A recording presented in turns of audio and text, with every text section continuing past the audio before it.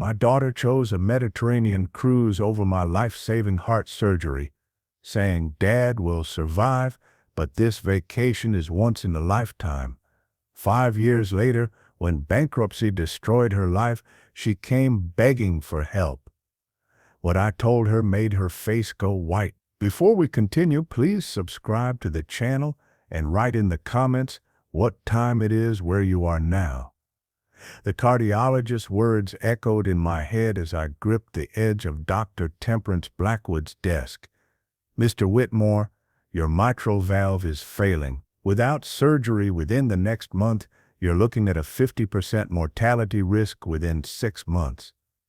I stared at the echocardiogram images on her computer screen, my damaged heart valve fluttering like a broken bird. At 68, I'd survived building an engineering empire, losing my beloved Beatrice to cancer 3 years ago, and navigating the loneliness of widowhood, but my heart literally was giving out. "What's the recovery timeline?" I asked, my engineer's mind already calculating logistics. 6 weeks minimum. The first 2 weeks are critical.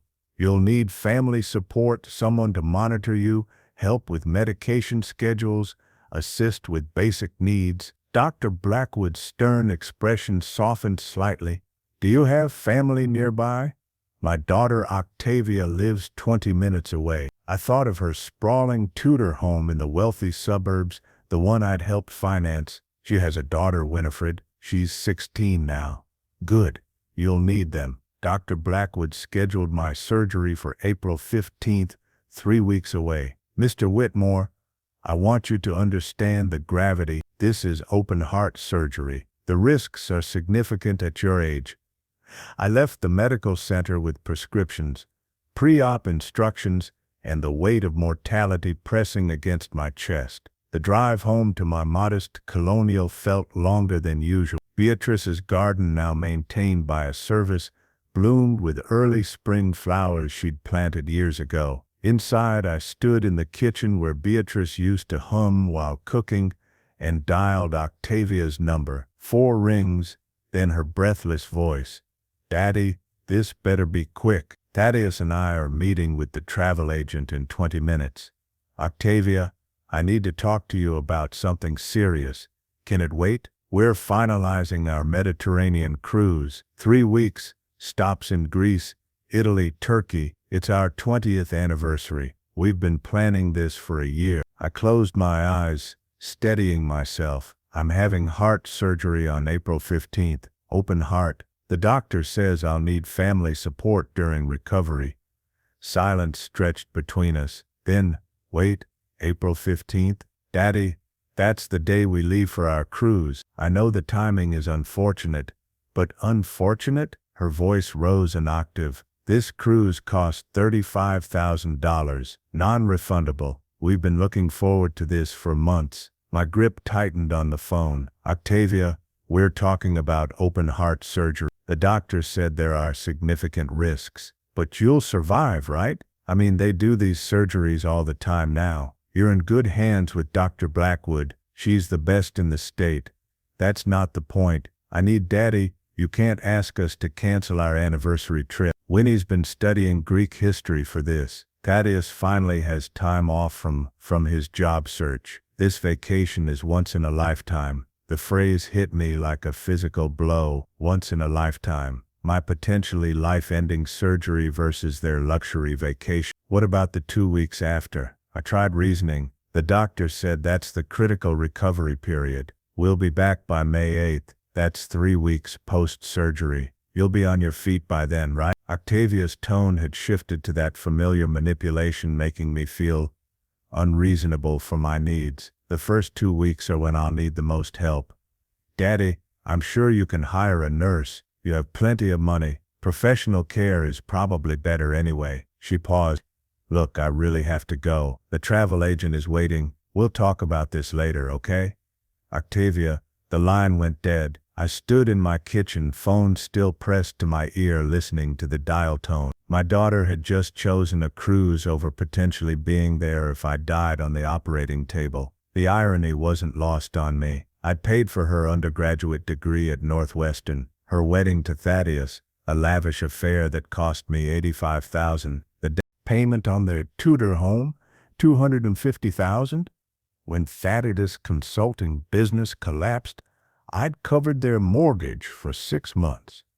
42 years of being her father, and I ranked below a Mediterranean vacation. I hired Nurse Gretchen, a stern German woman who came highly recommended. She would stay in my guest room for 2 weeks. Monitoring my recovery, I updated my will with Ignatius Caldwell, my attorney of 30 years, adding specific provisions that made him raise his eyebrows but say nothing. The night before surgery, I sat in Beatrice's garden as twilight painted the sky purple and gold. Her rose bushes were budding, preparing for the summer bloom she'd never see. She's so much like her mother in looks, I told Beatrice's spirit, but nothing like you in heart. My phone buzzed, a text from Octavia, leaving for airport tomorrow. Good luck with surgery. Call when you're recovered. Love you. Emojis. She'd sent emojis before my potentially fatal surgery. I didn't respond. The next morning, Nurse Gretchen drove me to St. Michael's Medical Center. The pre-op area bustled with activity, nurses checking vitals, anesthesiologists reviewing charts, orderlies wheeling gurneys. Dr. Blackwood appeared in her surgical scrubs, projecting confidence. Cornelius, your daughter couldn't make it. She had prior commitments. The phrase tasted bitter. Dr. Blackwood's expression flickered with something disapproval, pity, but she simply nodded.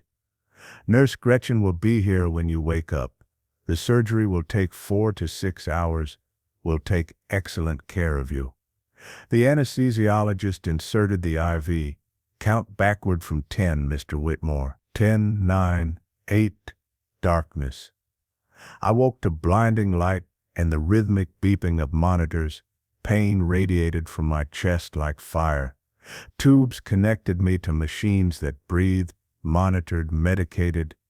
Nurse Gretchen's stern face appeared above me. Welcome back, Mr. Whitmore. Surgery successful, but there were complications.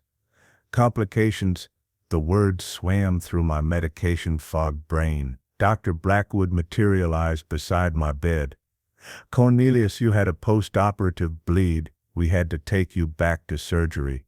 You've been unconscious for 18 hours. 18 hours.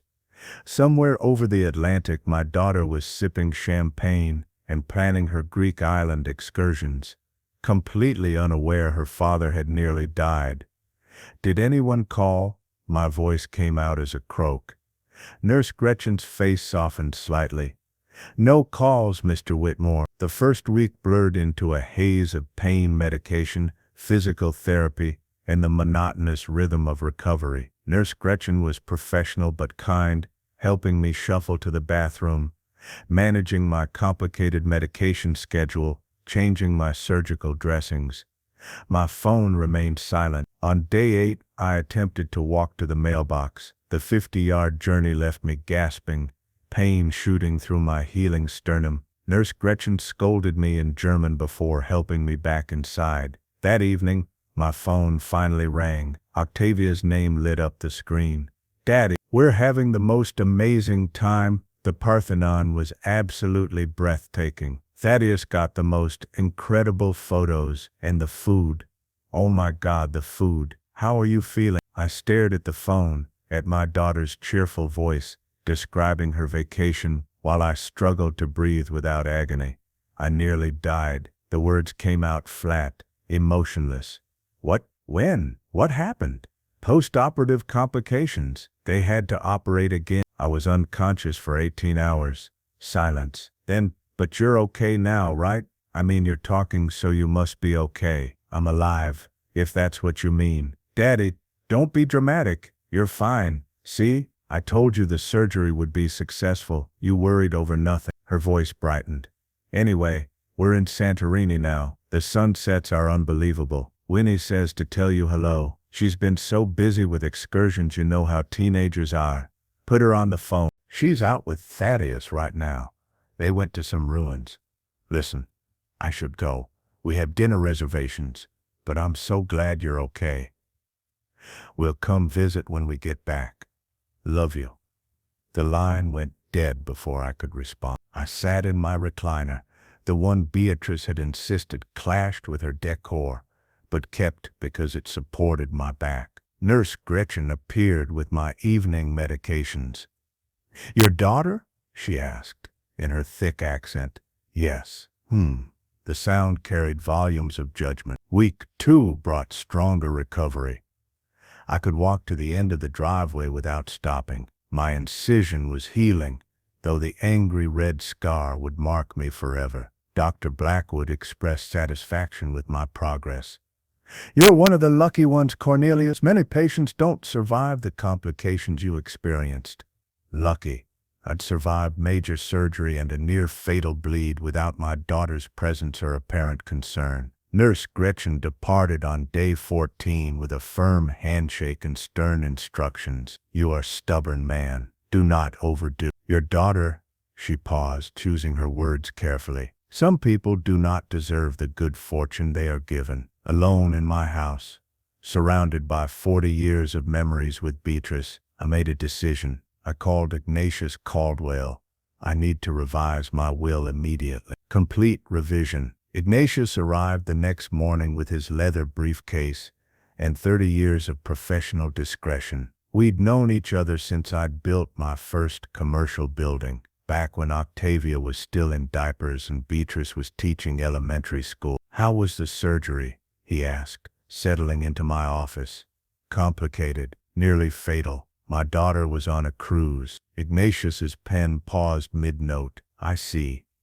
I outlined my new will with the same precision I'd once used to design structural support. The Beatrice Whitmore Foundation would receive the bulk of my estate, $12 million to fund cancer research and support for families of cancer patients. My home would be sold, proceeds donated. My investment portfolio, retirement accounts, everything would go to the foundation. Octavia would receive exactly $1, explicitly stated to prevent any claim of accidental omission. "Cornelius, I'm obligated to ask, are you certain about this?" "I've never been more certain of anything." "What about your granddaughter, Winifred?" I thought of the bright 16-year-old I'd watched grow up. Create an irrevocable trust. $200,000 for her education, accessible only directly to universities. Not a penny can touch Octavia or Thaddeus. Ignatius's admiration showed in his careful documentation. This is bulletproof estate planning.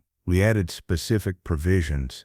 Octavia was explicitly named and disinherited with explanation. Medical power of attorney went to Ignatius, not family. Living will with specific instructions that Octavia had no say in my care. I want Octavia notified of this change immediately upon filing. Ignatius raised an eyebrow. "That's unusual but legally permissible. She'll receive formal notice within 48 hours. I signed with steady hands. 2 witnesses from Ignatius's firm. My daughter had chosen a cruise over my survival. Now she'd live with the consequences. Octavia returned from her Mediterranean adventure glowing with tan and enthusiasm. Her Facebook posts showed sunset photos, ancient ruins, gourmet meal. Not once did she mention her father's surgery or recovery. 3 days after her return, she received the legal notice from Ignatius Caldwell's office. I was in my garden, attempting to prune Beatrice's roses, when my phone exploded with calls. I let it ring 17 times. If this story reminded you of the injustices you've seen, follow the channel and turn on notifications, because wherever justice is delayed, a new revenge story begins. Finally I answered, "Hello, Octavia. What the hell is this legal notice?" Her voice shook with rage, not concern. "You're disinheriting me? Your only child? Yes. You can't do this. I'm your daughter. The same daughter who chose a vacation over my life-threatening surgery. Daddy, that's not fair. We'd been planning that cruise for a year. The money was non-refundable. You had professional care. You were fine. I nearly died. Twice. You didn't call for 8 days. I called when we had Wi-Fi. International roaming is expensive. Her hysteria escalated. This is insane. You're having some kind of breakdown. That surgery must have affected your brain. The irony of her questioning my mental competence wasn't lost on me. The decision is final. We'll contest this. Thaddeus's brother is a lawyer. You can't just cut me off because you're bitter about one thing. One thing? My voice remained calm. Octavia, when's your mother's birthday? Silence. What was her favorite flower? More silence. What was her middle name? Daddy, what does this have to do with? You don't know, do you? You didn't know your mother, and you clearly don't care about your father. The will stands. I'll sue. I'll prove you're incompetent. I'll tie this up in court for years. I've had complete psychiatric evaluation. Harrison documented my perfect mental capacity. Ignatius has prepared for every legal challenge. Good luck. I hung up. The phone rang again immediately. I powered it off. In Beatrice's garden, surrounded by her roses beginning their spring bloom, I felt peace for the first time since my surgery. Justice wasn't revenge. It was simply ensuring that actions had appropriate consequences. 4 weeks post-surgery, I returned to Dr. Blackwood for my follow-up. My recovery had exceeded expectations despite the complications. The echocardiogram showed my new valve functioning perfectly. You're a medical marvel, Cornelius. Dr. Blackwood reviewed my charts. Most patients your age with these complications face months of difficult recovery. You're almost back to baseline. Anger is a powerful motivator. She looked up sharply. Your daughter? She called once during her cruise. 8 days after my surgery, Dr. Blackwood's professional mask slipped, revealing disgust. I'll never understand some families. Neither will I, doctor. Neither will I. I threw myself into physical therapy and rebuilding my strength. Morning walks stretched from the end of my driveway to around the block, then 2 blocks. By week 8, I was hiking the neighborhood trails Beatrice and I used to enjoy. The Beatrice Whitmore Foundation took shape under Ignatius's careful guidance. I personally interviewed board members, established the mission statement, and set up the first research grants. My days filled with purpose, something more meaningful than worrying about my ungrateful daughter. Octavia's legal threats materialized predictably. Her attorney, Thaddeus's incompetent brother Mortimer, filed a motion to contest the will based on undue influence during mental incompetence following major surgery. Ignatius destroyed their case in preliminary hearing. My documented psychiatric evaluation, detailed timeline of decision-making, and extensive medical records proving full mental capacity during all legal proceedings left their argument in tatters. The judge's dismissal was scathing. The petitioner has failed to provide any credible evidence of incompetence. Mr. Whitmore's estate planning appears to be a rational response to documented family dynamics. Octavia's fury escalated. She appeared at my door 3 months post-surgery, Thaddeus hovering behind her like an ineffective shadow. I didn't fight them inside. Daddy, you have to reconsider. Her eyes were red from crying, though I suspected the tears were strategic rather than genuine. We're family. You're all Winnie and I have. Where was that family sentiment during my surgery? How many times do I have to apologize for that? Her voice rose. We're sorry, okay? We made a mistake, but cutting me out completely, that's cruel. What's cruel is being told that a cruise is more important than your father's survival. Thaddeus finally spoke, his voice weak and uncertain. Certain? Sir, maybe we could work out some kind of arrangement. We're in a difficult financial situation.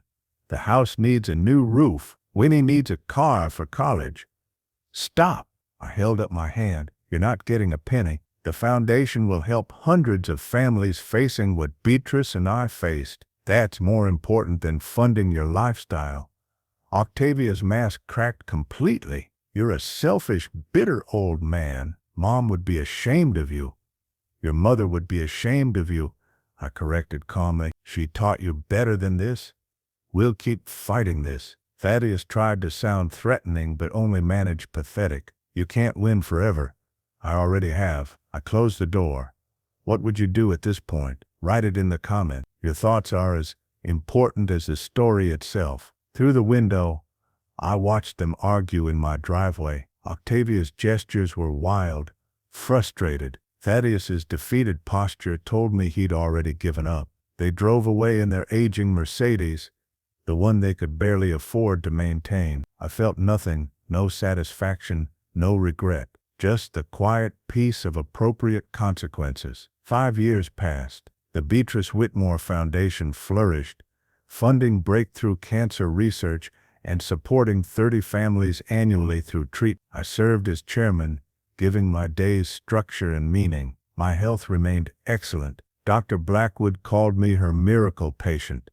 I sold my colonial and moved to a modern condo downtown, donating the house proceeds to the foundation. Beatrice's garden was maintained by the new owners, a young family with children who actually played in the yard. My 73rd birthday arrived with cards from foundation board members, my hiking group, and the book club I joined. Not one from Octavia. We hadn't spoken in 5 years. Then on a cold November evening, my doorbell rang. Through the peephole I saw a thin, haggard version of my daughter. Octavia had aged a decade, gray streaks in her hair, deep lines around her mouth, clothes that hung loosely on her frame. I opened the door. "Hello, Dad." Her voice cracked. Behind her an empty driveway. No Mercedes, no Thaddeus. "Octavia, can I come in, please?" Against my better judgment, I stepped aside. She entered my minimalist condo, so different from the home she'd grown up in, looking around with barely concealed desperation. "Nice place." She perched on my modern sofa, hands trembling slightly. "Very different. What do you want, Octavia?" The directness made her flinch. I need help, Daddy. Help. Thaddeus left me 6 months ago. He found someone else, someone younger." Her laugh was bitter. "He took half of everything in the divorce. The house is in foreclosure. I'm living in a studio apartment in a terrible neighborhood." I waited silently. "I lost my job. The tech company downsized. I've been applying everywhere, but I'm 47 now. Nobody wants to hire someone my age without recent experience." Her voice broke. "I'm drowning, Daddy. I need money." She looked up, tears streaming. "Just a loan, to get back on my feet. Maybe 50,000. I'll pay you back, I swear. I just need no." The word hung between us like a guillotine blade. "What?" "No, I won't give you money. Daddy, please. I'm your daughter. I'm begging you." Her desperation was real now, raw and ugly. "I have nothing. I'm about to be evicted. My car was repossessed. I can barely afford food. You made your choices. That was 5 years ago. You're still punishing me for one mistake." I stood, walked to my bookshelf, and pulled out a leather journal. Beatrice's final journal, the one where she documented her fears about Octavia. "This is what your mother wrote 6 months before she died." I read aloud. "I'm worried about Octavia.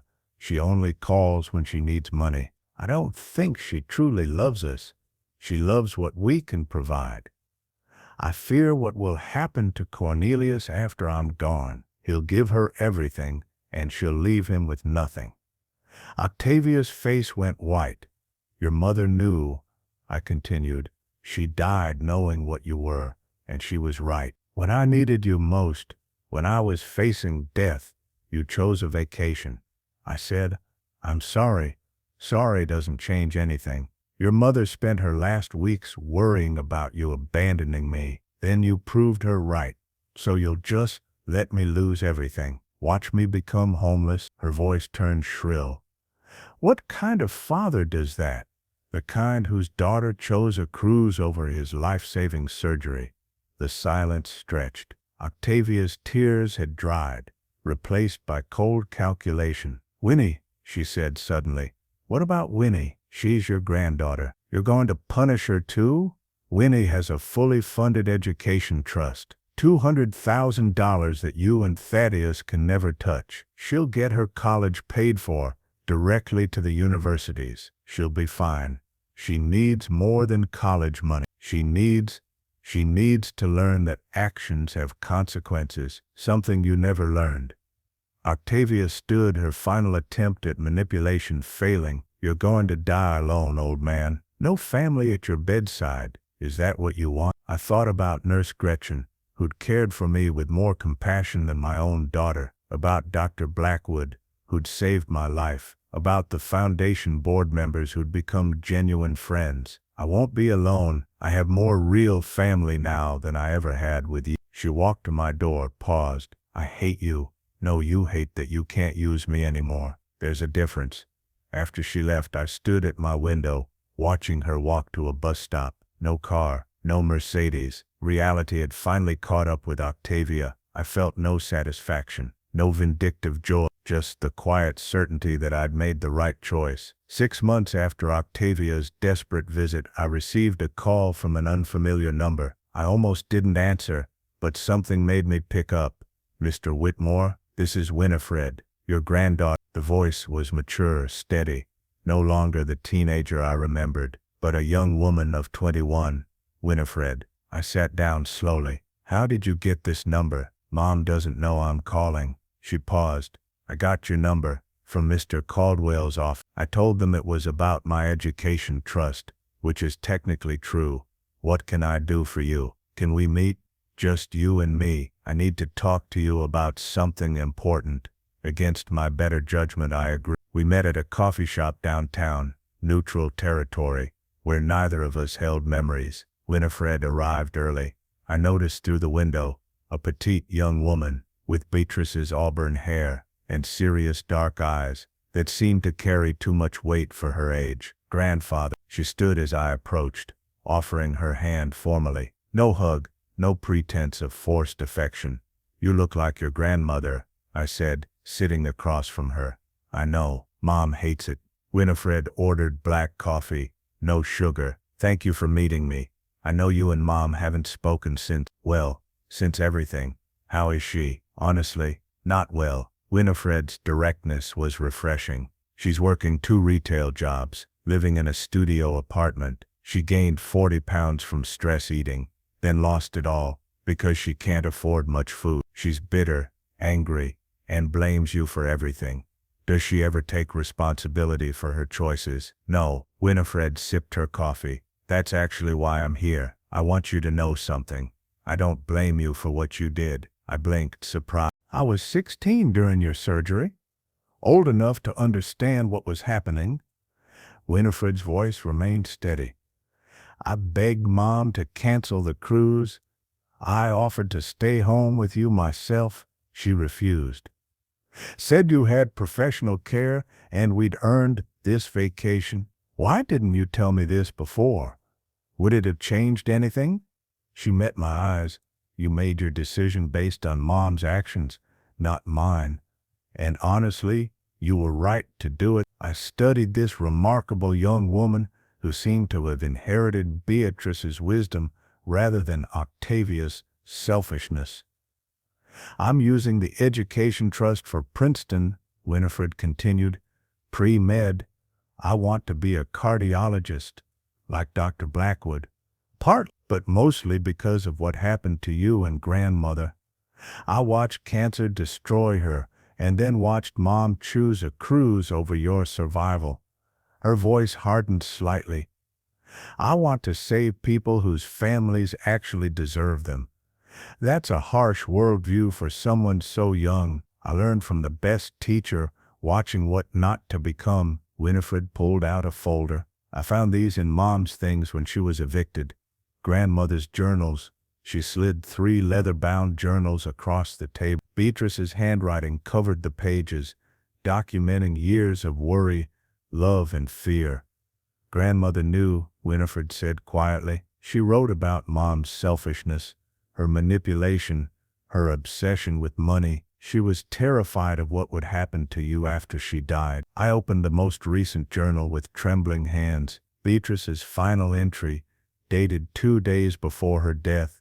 My dearest Cornelius, if you're reading this, I'm gone. I need you to know something I never had the courage to say aloud. Octavia is not the daughter we raised. Somewhere along the way we lost her to greed and entitlement. I'm sorry we couldn't fix her. Please don't let her destroy you the way I fear she will. Protect yourself. You deserve happiness and peace. I love you always. Your Beatrice. Tears blurred my vision for the first time since her funeral. She wanted you to be strong, Winifred said gently. She would have approved of everything you did. Your mother sent you here to manipulate me, I said, wiping my eyes. Didn't she? Winifred laughed bitterly. Mom doesn't know I'm here. If she did, she'd forbid it. She's convinced you're the villain in her story. She paused. But I'm not here to ask for money or reconciliation. I'm here to say thank you. For what? For showing me that enabling bad behavior is the worst kind of cruelty. For teaching me that family isn't about blood. It's about showing up. For creating a foundation that will help people who actually appreciate it. Winifred's smile was sad but genuine. And for the education. Without it, I'd be drowning in student loans or wouldn't be going to Princeton at all. You earned that trust by being a good person. I also came to warn you. Winifred's expression turned serious. Mom's planning something. She's been meeting with some attorney named Percival Grimshaw. I overheard her talking about mental competency and elder abuse. She's not giving up on your money. Let her try. Ignatius has prepared for every legal avenue. There's more. Winifred hesitated. Thaddeus's new wife. She's a nurse practitioner. Mom's been talking about getting you declared incompetent through medical testimony. The manipulation was predictable but still disappointing. I'll inform Ignatius immediately. We talked for another hour. Winifred shared her plans. Medical school after Princeton, specializing in cardiology. Eventually working with underserved populations. She asked about the foundation, about my health, about my life with genuine interest that Octavia had never shown. Can I visit you again? Winifred asked as we prepared to leave. No pressure, no expectations, just, I'd like to know my grandfather, the real you, not Mom's victim narrative. I'd like that very much. We exchanged phone numbers. As Winifred walked away, I saw Beatrice in her posture, her grace, her fundamental decency. One good thing had come from Octavia, this remarkable granddaughter. I called Ignatius immediately from my car. We need to prepare for another legal assault. Octavia's found an attorney and is planning to have me declared incompetent. Subscribe and stay tuned so you don't miss any true revenge stories. Sometimes, even silence is the strongest form of revenge. Ignatius's sigh carried years of weariness. I expected this. Let's get ahead of it. Within a week, I'd undergone comprehensive neurological and psychiatric evaluations. Dr. Horace Pemberton, a renowned neuropsychologist, put me through 2 days of intensive testing. His report was glowing. Mr. Whitmore demonstrates cognitive function in the superior range for his age. Memory, executive function, judgment, all excellent. No evidence of dementia, cognitive decline or impairment that would affect decision-making capacity. Ignatius filed the evaluation preemptively with the probate court, along with a motion for sanctions against Octavia's attorney for filing frivolous challenges. She's running out of legal options, Ignatius said during our meeting. But desperate people make desperate moves. The desperate move came 2 months later. I received a call from St. Michael's Medical Center, where I'd had my surgery. Mr. Whitmore, this is Nurse Philomena Graves. There's a woman here claiming to be your daughter. She's trying to access your medical records without authorization. Don't give her anything. We won't. But sir, she's making a scene. Security is involved. I drove to the hospital immediately. The commotion was audible from the corridor. Octavia's voice, shrill and demanding, insisting she had rights to my medical information. I'm his daughter. He's elderly and incompetent. I need those records for his own protection. I walked into the medical records department calmly. Octavia's face went white when she saw me. Daddy, I can explain. You're attempting to steal my medical records to manufacture evidence of incompetence. I turned to the security officers. I want her banned from this facility. File a police report for attempted theft. You can't do this. Octavia's desperation was raw. I'm trying to help you. You're trying to steal from me. Again, I looked at her with something approaching pity. When does it end, Octavia? when you've destroyed yourself completely. The police arrived and took statement. Octavia was escorted from the hospital with a formal trespass warning. Her ban from St. Michael's went into the system immediately. That evening, Winifred called. "Grandfather, I'm so sorry. I should have warned you she was planning this. This isn't your responsibility. Your mother's choices are her own. She's getting worse, more paranoid, more desperate. She keeps saying you stole her inheritance." Winifred's voice cracked. "I'm worried she's going to do something really crazy. I have security measures in place. Don't worry about me." But Winifred's concern proved prophetic. 3 nights later, my condo's alarm system activated at 2:17 a.m. I woke to sirens and flashing lights, as security footage showed someone attempting to enter my garage. Police caught Octavia in the parking structure, carrying a bag containing lockpicking tools and a laptop. Her plan, according to her tearful confession to officers, was to access my home computer and find evidence of cognitive decline or manipulated financial records. "He has all that money," she sobbed to the police. "He's my father. I deserve something." The burglary charge was serious. Ignatius filed for a permanent restraining order.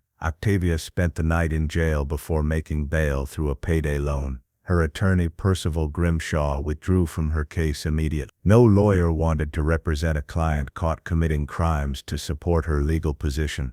The restraining order hearing was brief. The judge reviewed the evidence, my medical records, psychiatric evaluations, the hospital incident, the attempted burglary, with increasing disgust. "Octavia Whitmore," the judge pronounced, "this court finds your behavior toward your father to be predatory and malicious. A permanent restraining order is granted. You are to have no contact with Miss Cornelius Whitmore, no communication of any kind, and must remain at least 500 feet from his residence at all times."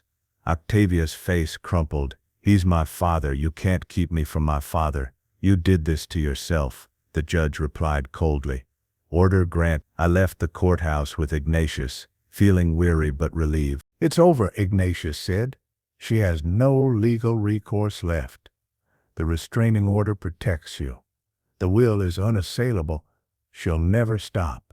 Perhaps not, but she can't touch you anymore."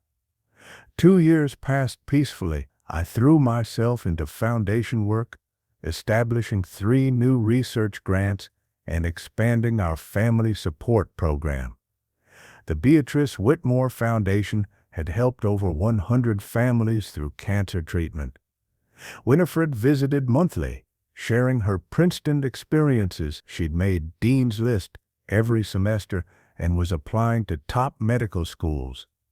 Our relationship grew into genuine affection built on mutual respect rather than obligation. "You're the grandfather grandmother wanted me to know," Winifred told me during one visit. "Mom used to say you were cold and withholding, but you're warm, generous, and kind when people deserve it." I taught her to appreciate Beatrice's favorite things: classical music, gardening, the simple pleasure of a well-made meal. She taught me about her generation's world, their challenges and hopes. On my 75th birthday, Winifred organized a surprise party at my condo. The foundation board members, my hiking group, Dr. Blackwood, Ignatius, all the people who'd become my real family. "Make a wish, grandfather," Winifred said as I faced the birthday cake. I looked around at faces filled with genuine affection and thought about Beatrice. I'd survived not just heart surgery, but the betrayal that could have destroyed me. "I don't need to wish," I told Winifred. "I have everything I need." That evening, as guests departed, Winifred lingered. "I have something to tell you." Her expression was serious. "I saw Mom last week. She cornered me outside class." My chest tightened. "What did she want?" "Money, of course. She's lost another job. She wanted me to talk sense into you." Winifred shook her head. I told her no, told her she did this to herself and needed to live with the consequences. How did she react? "She called me a traitor, said I was choosing money over family." Winifred's laugh was bitter. The irony was completely lost on her. "I'm sorry she put you in that position. Don't be. She's been putting me in that position my whole life. Winifred met my eyes. I want you to know something. After medical school, after residency, after I'm established, I'm paying forward what you did for me. I'm setting up scholarships for students who come from families like mine, kids who deserve support, but whose parents squandered opportunities. Your grandmother would be so proud of you. I hope so. Winifred pulled out an envelope. I found this in one of grandmother's journals. I think she meant for you to have. Inside was a letter in Beatrice's handwriting, dated 1 week before her death. My dearest Cornelius, if you're reading this, I'm gone and you've learned the truth about Octavia. I'm sorry I couldn't be stronger while I was alive. Couldn't force her to become better. I was too weak, too afraid of losing her entirely. But you're stronger than I ever was. When the time comes, and it will, trust your instincts. Protect yourself. Don't let guilt or obligation destroy you. Octavia made her choices long ago. Remember that love sometimes means letting go. It means allowing people to face consequences. The kindest thing you can do for our daughter is refuse to enable her destruction. Find joy again. Build a new life. Help people who deserve it. That's the legacy I want for us. Not money wasted on someone who wouldn't appreciate it, but real good done in the world. I love you more than words can express. Thank you for 40 wonderful years. Don't mourn me. Celebrate what we had and build something beautiful from what remains. Forever yours, Beatrice. I read through tears, Winifred's hand on my shoulder. She knew, I whispered. She knew everything. She loved you enough to tell you the truth. Winifred said softly, that's real love. 3 years later, at 78, I stood in Princeton's medical school auditorium, watching Winifred cross the stage to receive her doctorate. She'd graduated top of her class, matching at Massachusetts General Hospital for her cardiology residency. Dr. Blackwood sat beside me, having become Winifred's mentor during her rotation. That young woman is extraordinary, Dr. Blackwood whispered. She's going to change lives. She already has, I replied, starting with mine.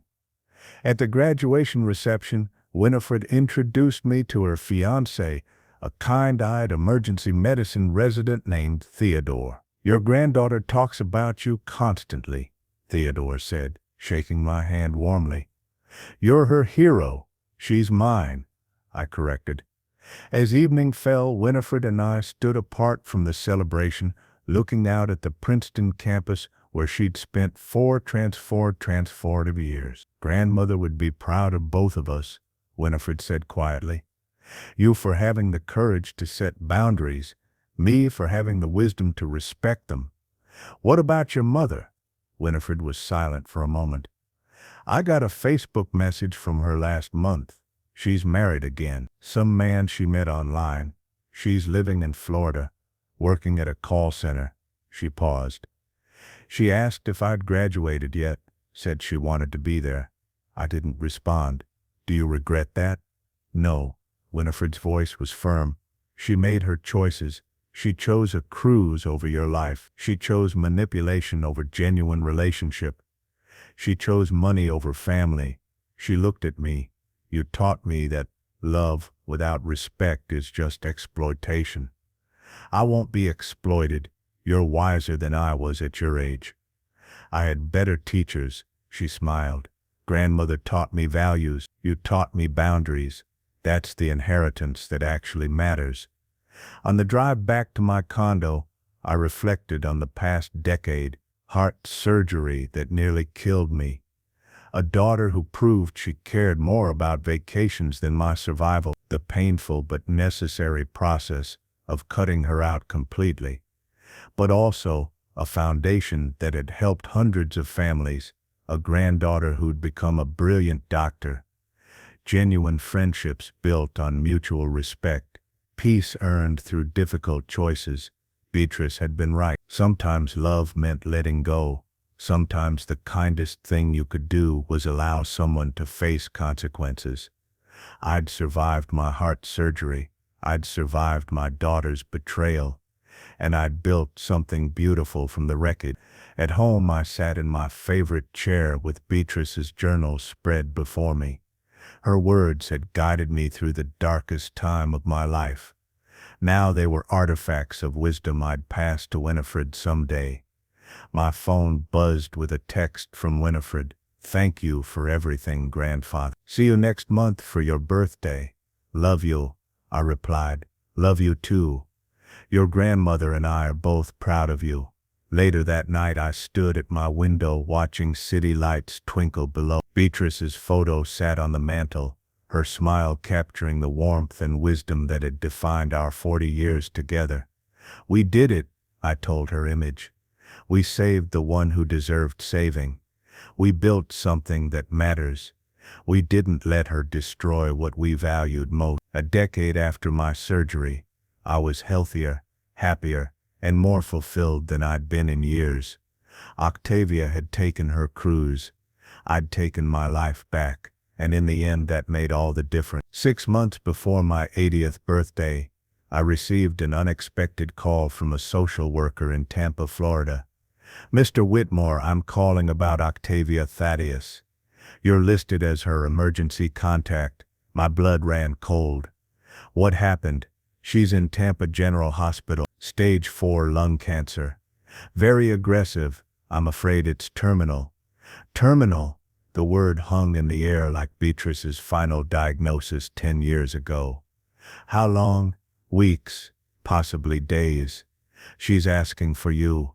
I sat in silence, processing. My daughter, who'd chosen a cruise over my near-death surgery, was now dying herself. "Mr. Whitmore, are you there?" "I'm here. Give me the information." I called Winifred immediately. She was in her 2nd year of residency at Mass General, saving lives her mother had never cared about. "Grandfather, you don't have to go," Winifred said firmly. "After everything she did, she's still your mother, and I need to see this through." "Then I'm coming with you." We flew to Tampa the next day. The hospital was bright and modern, so different from the intimate sadness of the hospice where Beatrice had died. But death smelled the same everywhere. Octavia's room was at the end of a quiet corridor. Through the window, I could see a skeletal figure that barely resembled my daughter. At 52, she looked 70, hollowed out by cancer and a lifetime of poor choices. "Are you ready?" Winifred squeezed my hand. "No. But let's do this anyway." We entered together. Octavia's eyes opened, focusing slowly. When she recognized me, tears immediately began streaming down her wasted cheeks. "Daddy," her voice was a rasp. "You came." I sat in the chair beside her bed. Winifred stood behind me, a silent pillar of support. The social worker called. "I'm dying." Octavia tried to laugh, but it turned into a coughing fit. "Karma, right? You must be enjoying this." "I don't enjoy anyone suffering." "Liar." But her voice held no venom, just exhausted resignation. "I was terrible to you, to Mom. I know that now. What changed?" "Cancer has a way of clarifying things." She gestured weakly at her body. "All that time I spent chasing money, buying things, planning stupid vacations, none of it matters now. I'm dying alone in a hospital, in a city where I don't know anyone." "Where's your husband?" "Left when the diagnosis came. Took the car, the credit cards, what little I had left." Her bitter smile was ghastly. "Guess he learned from the best." Winifred stepped forward. "Hello, Mom." Octavia's face crumpled. "Winnie, my beautiful girl, you became a doctor. I saw on Facebook. No thanks to you." "I know." Octavia's tears flowed freely. "I was a terrible mother, selfish, manipulative, greedy. You deserved so much better. I got better. Grandfather gave me what you couldn't, unconditional support without strings attached." Octavia looked at me. "The cruise, that's when everything fell apart, wasn't it? When I chose that damn cruise over your surgery. That was the moment I understood who you really were." Mom knew, didn't she? Before she died, she knew I was garbage. I pulled out Beatrice's final letter, the one I'd kept all these years. She knew, and she forgave you anyway. She just couldn't enable you anymore. Octavia read through tears, her hands shaking. She loved me even when I didn't deserve it. That's what parents do. But you stopped. I stopped enabling you. There's a difference. We sat in silence. The machines beeped their steady rhythm, counting down Octavia's remaining time. I don't expect forgiveness, Octavia finally said. I don't deserve it. I just wanted you to know you were right about everything. I wasted my life chasing money that didn't matter. I destroyed every relationship that did, and now I'm dying alone because of choices I made. You're not alone, I said quietly. We're here. Why? Octavia's confusion was genuine. After everything I did, because Beatrice would want me to be, and because you're still my daughter, even if you were a terrible one. Octavia laughed weakly. I don't even deserve that much grace. We stayed for 3 days. Winifred and I took turns keeping vigil as Octavia faded. She talked sometimes, rambling apologies, regrets about missed opportunities, grief for the relationship with Winifred she'd destroyed. Tell me about Princeton, she whispered to Winifred on the second day. Tell me what your life is like.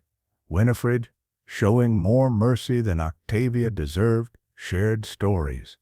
Her residency, Theodore, the research she was doing in preventive cardiology. Octavia listened with tears streaming, understanding finally what she'd given up. On the third morning, Octavia's breathing changed. The nurses said it would be hours now, not days. Daddy, her voice was barely audible. Do you think Mom is waiting for me? Yes. Will she forgive me? I thought about Beatrice's infinite capacity for love, even when it hurt. She already has. I'm scared. I took her skeletal hand in mine, feeling bone beneath paper-thin skin. I know. Stay with me, please. I don't want to die alone. We'll stay. Octavia died at 3:47 p.m. with Winifred and me on either side of her bed. Her last words were, I'm sorry, inadequate but genuine. Winifred cried quietly. I held her as my daughter's monitors flatlined and medical staff came to pronounce what we already knew. We arranged a simple cremation, no funeral, no memorial service, just Winifred and I at the funeral home, signing papers and making final decisions. Do you regret coming? Winifred asked on the flight home. No, your mother needed to know she wasn't completely abandoned, even though she'd abandoned everyone else. That's more than she deserved. Probably, but it's what Beatrice would have wanted. Back home, I placed Octavia's ashes in the mausoleum beside Beatrice's. Mother and daughter together again, their earthly conflicts finally over. Winifred stood beside me at the mausoleum. What will you do with Mom's inheritance? The $1 from your will? Already decided. It's going to the foundation, in her memory. She doesn't deserve that. No, but it's not about her. It's about completing what Beatrice started, transforming pain into purpose. 1 year later, I celebrated my 80th birthday surrounded by love. Winifred and Theodore, expecting their first child. The foundation board, celebrating 5 years of life-changing work. Dr. Blackwood, retired now, but still my dear friend. Ignatius, who'd protected me through everything. A toast was proposed by Winifred, her hand resting on her swollen belly, to grandfather, who taught me that love means boundaries, that family isn't just blood, it's who shows up, that the greatest inheritance isn't money, but values. As everyone raised glasses, I felt Beatrice's presence. She'd been right about everything, about Octavia, about protecting myself, about building something meaningful from heartbreak. I'd survived heart surgery, daughter's betrayal, and her eventual death. The Beatrice Whitmore Foundation